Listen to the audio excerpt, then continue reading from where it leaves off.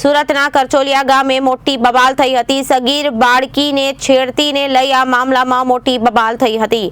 બાળકી દુકાને પેન્સિલ ખરીદવા ગઈ હતી ત્યારે તેની છેડતી કરવામાં આવી હતી।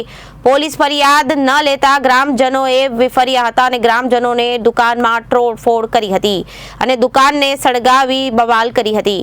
ગ્રામજનોએ પોલીસનો પણ ઘેરાવો કર્યો હતો। સુરતના કરચેલિયા ગામે મોટી બબાલ થઈ હતી। સગીર બાળકીની છેડતીને લઈ મોટી બબાલ થઈ હતી।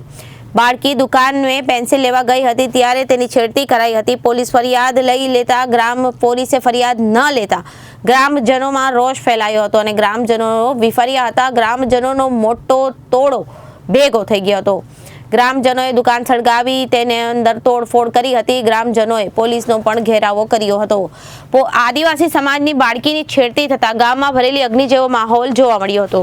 જિલ્લા પોલીસનો મોટો કાફલો ત્યાં પહોંચી ગયો હતો અને ફાયરની ગાડીઓ પણ ઘટના સ્થળે પહોંચી હતી। ગ્રામજનોએ રસ્તો રોકી દુકાનમાં તોડફોડ કરી વિરોધ નોંધાવ્યો હતો। જી સાહેબ, શું ઘટના બની હતી? ઘટના બાદ ગામની સ્થિતિ બગડી હતી, કઈ રીતે હેન્ડલ કરવામાં આવી? બારડોલીના કરચલિયા ગામે સવારે એક બનાવ સામે આવ્યો છે। એમાં નાબાલિક દીકરી છે અને એની કોઈ દુકાનદારે સામાન લેવા જતા છેડતી કરેલી છે એવી ઘટના સામે આવેલી હતી। એ બાદ પોલીસને ખબર પડતા પોલીસ ઘટના સ્થળે ગયેલી અને એમને ફરિયાદ કરવા માટે બી બોલાવેલા।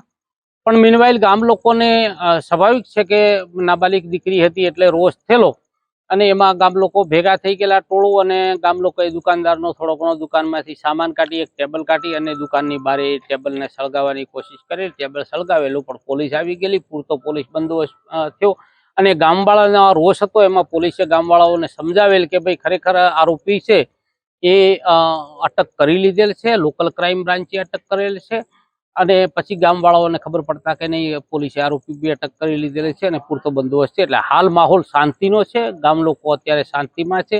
સરપંચ સાથે બી મારી વાત થઈ છે અને તમામ અત્યારે માહોલ ખૈરિયત છે। સાહેબ, અત્યારે કયા પ્રકારનો બંદોબસ્ત ગોઠવવામાં આવ્યો છે? અત્યારે 4 પીઆઈઓ છે, 8 પીએસઆઈ છે અને અમારી પાસે 32 જવાનો છે અને 80 હોમગાર્ડ છે।